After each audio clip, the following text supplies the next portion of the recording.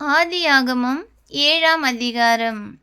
கர்த்தர் நோவாவை நோக்கி, நீயும் உன் வீட்டார் அனைவரும் பேழைக்குள் பிரவேசியுங்கள்.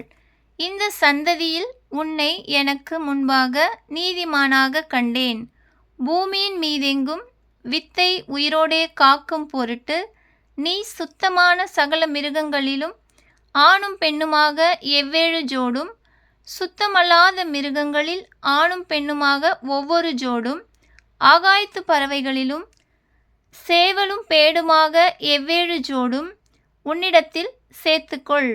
இன்னும் 7 நாள் சென்ற பின்பு 40 நாள் இரவும் பகலும் பூமியின் மேல் மழையை வருஷிக்க பண்ணி, நான் உண்டாக்கின ஜீவ ஜந்துக்கள் அனைத்தையும் பூமியின் மேல் இராதபடிக்கு நிக்கிரகம் பண்ணுவேன் என்றார். நோவா தனக்கு கர்த்தர் கட்டளையிட்டபடியெல்லாம் செய்தான்.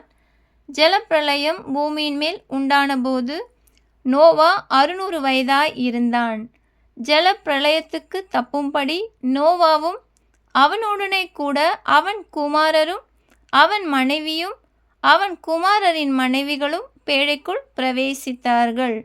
தேவன் நோவாவுக்கு கட்டளையிட்டபடியே சுத்தமான மிருகங்களிலும் சுத்தம் அல்லாத மிருகங்களிலும் பூமியின் மேல் ஊறும் பிராணிகள் எல்லாவற்றிலும் ஆணும் பெண்ணும் ஜோடு ஜோடாக நோவாவிடத்தில் பேழைக்கு உட்பட்டன.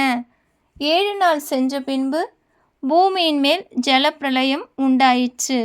நோவாவுக்கு 600ஆம் வயதாகும் வருஷம் 2ஆம் மாதம் 17ஆம் தேதி ஆகிய அந்நாளிலே மகா ஆழத்தின் ஊற்றுக்கண்கள் எல்லாம் பிளந்தன, வானத்தின் மதகுகளும் திறவுண்டன.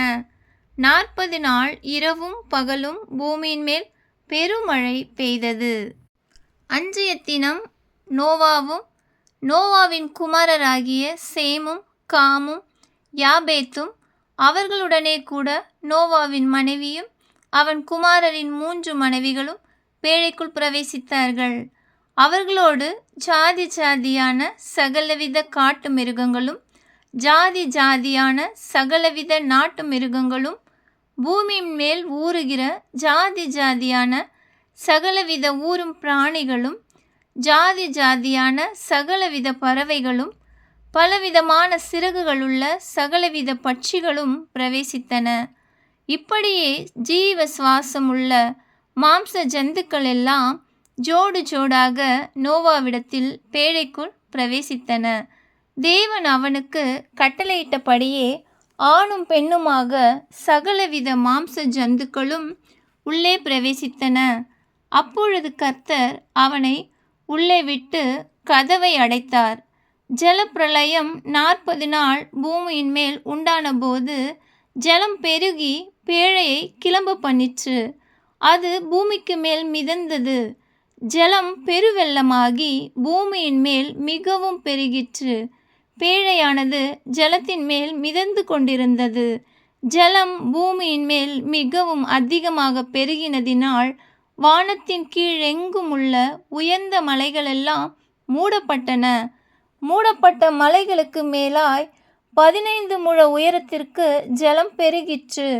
அப்பொழுது மாம்ச ஜந்துக்களாகிய பறவைகளும் நாட்டு மிருகங்களும் காட்டு மிருகங்களும் பூமியின் மேல் ஊறும் பிராணிகள் யாவும் எல்லா நரஜீவன்களும் பூமியின் மேல் சஞ்சரிக்கிறவைகள் யாவும் மாண்டன. வெட்டாந்தரையில் உண்டான எல்லாவற்றிலும் நாசியில் சுவாசமுள்ளவைகள் எல்லாம் மாண்டு போயின.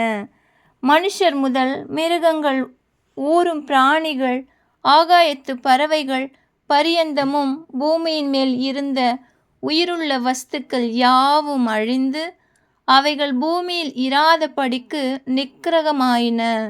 நோவாவும் அவனோடே பேழையில் இருந்த உயிர்களும் மாத்திரம் காக்கப்பட்டன. ஜலம் பூமியின் மேல் 150 நாள் மிகவும் பிரவாகித்து கொண்டிருந்தது.